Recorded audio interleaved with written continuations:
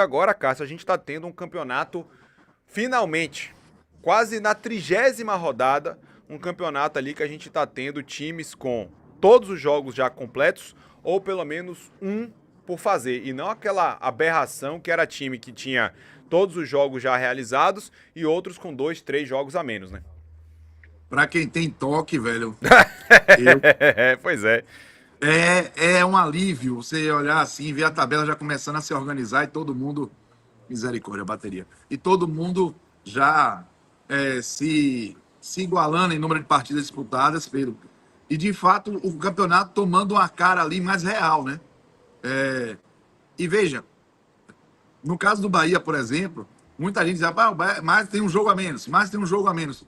O jogo a menos não é garantia de que você vai pontuar, né? Aí fica aquela ansiedade. É. Aí agora o Bahia cumpriu seu papel, ganhou o jogo, e a gente vai falar do jogo já já. E esse jogo a menos virou de fato 3 pontos para o Bahia e se mostram bem importantes na tabela. O Bahia que abre 3 pontos do Botafogo e, para mim, principalmente, abre 8 do Fluminense. Um jogo a mais, mas abre 8 do Fluminense. Por quê? Porque eu acho que o que o Bahia não pode permitir de jeito nenhum. Acho que o Bahia tem que buscar o G4, perseguir o Mirassol, é muito difícil, mas tem que perseguir o Mirassol. Mas o que o Bahia não pode de jeito nenhum é permitir que Fluminense, São Paulo, o Vasco, né, que está numa sequência aí impressionante, que esses times possam se aproximar e ameaçar essa condição de G6. O G6 tem uma chance grande de levar os seus integrantes para a fase de grupos da Libertadores, por conta de Cruzeiro, Palmeiras e Flamengo. Palmeiras e Flamengo liberta, Cruzeiro, Copa do Brasil. Então, o Bahia ter vencido esse jogo foi fundamental também para isso, né? Não só, mas também para isso, para dar essa gordurinha ali em relação. E aí você mirar o Mirassol, né? Com perdão na redundância. Porque são 3 pontos de diferença, mas o Mirassol está com o mesmo número de vitórias que o Bahia. Então, ou seja, se o Bahia tirar esses 3 pontos, o Mirassol perdendo um jogo, o Bahia ganhando um jogo, o Bahia passa o Mirassol e toma o quarto lugar. Então isso é importante ter uma atenção. Agora o Bahia precisa melhorar fora de casa, a gente vai falar sobre isso no próximo jogo. Os dois jogam fora, Mirassol e Bahia. Mas o Mirassol pega o Sport e o Bahia pega o São Paulo. Ó, olhando aqui a tabela, Cássio, é o seguinte: Palmeiras, Flamengo, Fluminense, desça aí o Alas, por favor, a tabela. Ceará, Atlético Mineiro, Santos, Fortaleza e Sport, né? Isso, desça aí o Alas mais um, pronto. Esses são os times, Cássio, que ainda tem 28 jogos. Então, Sport, Fortaleza, Sim. Santos, Atlético Mineiro, Ceará, 5 times. Suba aí o Alas, por favor. Palmeiras. Palmeiras, Flamengo, Fluminense. São esses 8 times que ainda têm Aí eu jogos lhe a fazer. Ou digo seja, quais são os jogos que 4 faltam. confrontos. Flamengo e Falta um Sport, jogo. Palmeiras e Flamengo e Santos. Sport, Palmeiras e Santos, Fortaleza e Atlético Mineiro. E o outro é Fluminense e Ceará. São esses jogos que faltam aí para que a gente tenha a tabela toda organizada. Semana que vem, eu não sei se a CBF já marcou algum deles, né? Com certeza o Atlético Mineiro não pode, porque joga a Sul-Americana. Sul-Americana. Com certeza o Palmeiras não pode, porque joga a Libertadores. Mas pode ser que o Fluminense e Ceará já aconteça na próxima semana. E aí já vai também equilibrar essa tabela aí. O Flamengo com o Sport, o jogo que é na Ilha do Retiro, esse jogo está marcado para 15 de novembro. Eu sei por conta da Dá um polêmica embrólio que lá, da cai no confusão do aniversário do esporte. jogo do aniversário do Flamengo, exatamente. Então é mais para frente. A data FIFA, Pedro, de novembro, ela vai provavelmente equalizar tudo. Porque aí vai ficar faltando Atlético Mineiro e Fortaleza, Palmeiras e Santos, Flamengo e Sport. E aí essa data de novembro deve ser a data que os 3 jogos serão realizados. Bom, ô Cássio, no nosso grupo de membros, tá, no WhatsApp, que é para quem é litrão ou open bar, o Eric Cerqueira colocou um dado interessante para o torcedor do Bahia e para aqueles que são mais supersticiosos. O Bahia ontem empatou a campanha do Bahia na fonte do título de 88. Ou seja, a campanha de 2025, ela é igual, nesses 15 jogos, ao que foi a campanha de 88. 15 jogos como mandante, 11 triunfos, 3 empates e 1 derrota. Isso significa o quê, Cássio? Rapaz, em relação a 88, eu diria que significa pouco do ponto de vista prático. Acho que vale a menção há um ano mágico para o Bahia, né? Valioso, um dos melhores anos da história do clube, né? Um dos dois melhores, sem dúvida. Mas a, o resultado disso prático, mais bacana, é que o nível de exigência para esse número hoje é muito maior do que era lá em 88. Mesmo que em 88 fosse muito competitivo. Mas hoje, essa distensão de times com muito investimento, com muita força, jogando e sendo assim muito competitivo em qualquer campo, está maior do que estava em 88. E o Bahia conseguiu, com muita consistência, esse handicap. Assim, eu lamento muito que o Bahia tenha permitido aquela virada do Cruzeiro, porque o jogo que o Bahia perdeu, o Bahia foi bem. Teve jogo que o Bahia ganhou, que o Bahia jogou pior. Foi o jogo do Ceará, por exemplo, que foi a primeira vitória do campeonato. Aquele 1-0 que o Thiago sofreu o pênalti e o Everton Ribeiro bateu. Ali, aquele jogo do Bahia foi pior que o jogo contra o Cruzeiro, por exemplo, né? Mas futebol tem dessas. O Bahia tem uma campanha fortíssima em casa e, para mim, são etapas dessa construção e, de fato, eu fico mais tranquilo. Eu fico mais tranquilo, Pedro, com o Bahia indo bem em casa e mal fora, do que se estivesse bem fora e mal em casa. Não que eu queira que seja assim, eu acho que Sim, vai ter claro. que melhorar fora.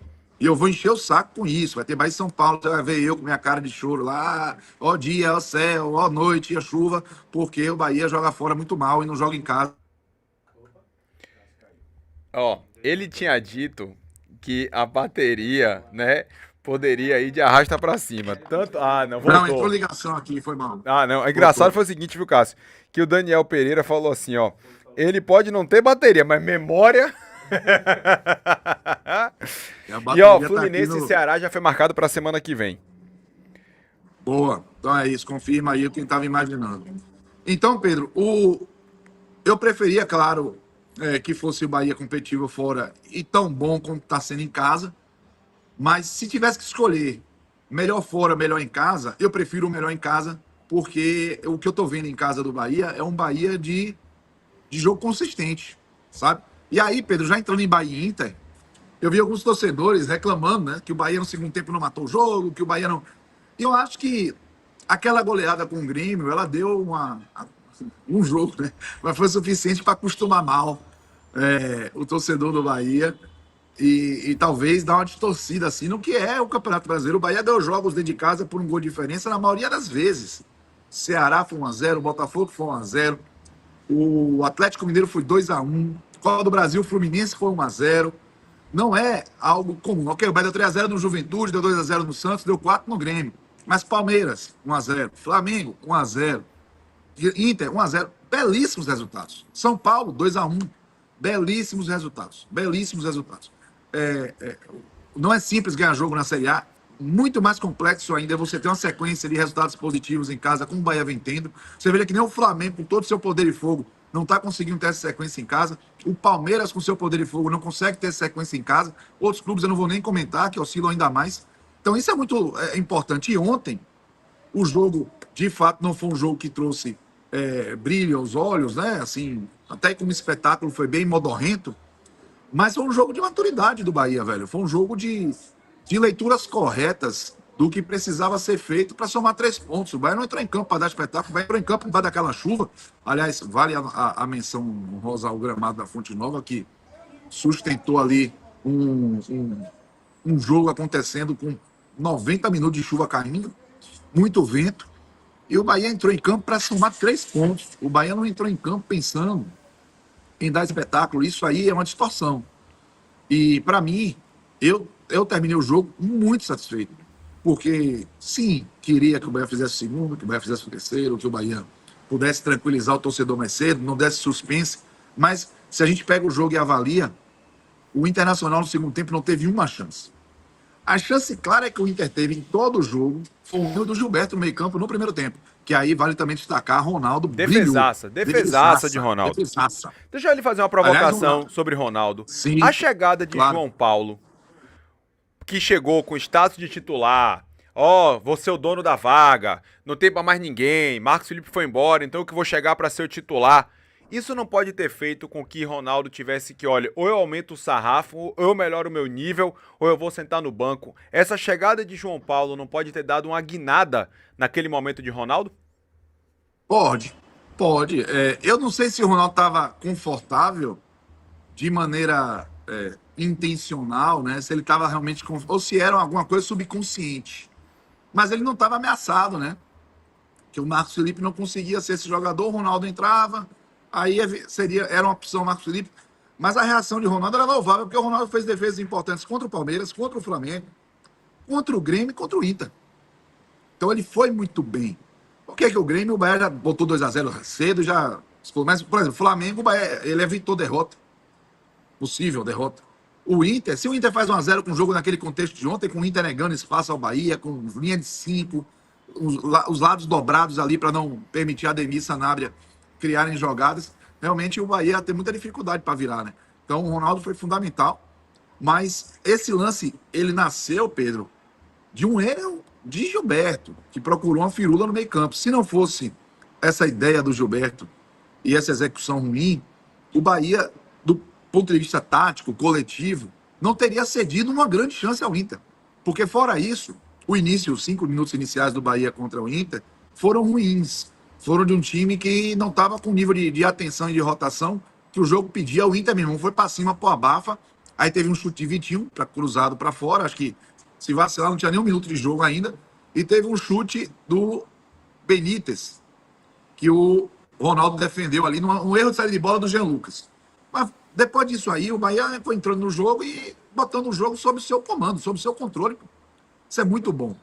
Isso é algo que promove ali para o Bahia e para os torcedores uma confiança. Porque até mesmo assim, a origem do gol, ela nasce de uma leitura do Bahia de onde eu vou encontrar espaço nesse Internacional, porque o Inter estava com 3 jogadores de marcação no meio, por mais que eles tivessem alguma técnica, Thiago Maia, Luiz Otávio e Bruno Gomes. Você tinha do lado esquerdo o Bernabé com a cobertura do Vitor Gabriel e do lado direito do Benítez com a cobertura do Vitão. Meu irmão, várias vezes o Ademir pegou a bola, ia buscar o lado do campo, tinha 2 caras, esses 2, ainda tinha um de meio, tentando bloquear ali o acesso para dentro. Então o Bahia teve uma dificuldade. Aí o Bahia começou a fazer o quê? A buscar as invertidas de jogo. Aos poucos, isso foi deixando o Inter no balanço. Quando você balança e abre o espaço, isso aconteceu. E o que foi que aconteceu com a Acevedo, Cássio, que tá acertando o lançamento do jeito que tá? Meu amigo, começou até mal o jogo. Começou até mal o jogo, mas depois, meu irmão, se encontrou e ele tava emulando o Caio Alexandre nos lançamentos. E foi dele o lançamento que virou o jogo pro Ademir e encontrou o Ademir só com o Bernabé. Aí Bernabé, coitado, já estava ali apavorado, já tinha tomado até amarelo. Quando essa bola foi lançada para Ademir, ele conseguiu chamar ali pro nó, foi derrubado, foi um pênalti meio estúpido, mas foi pênalti, claro. E o Bahia teve a oportunidade de fazer 1-0, né? Na tora, né? Porque o William José chutou, Ivan pegou. Bom goleiro, Ivan, viu?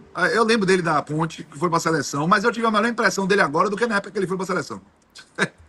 Ele foi bem ontem. De fato, o placar do Bahia poderia ter sido mais elástico se não fosse Ivan.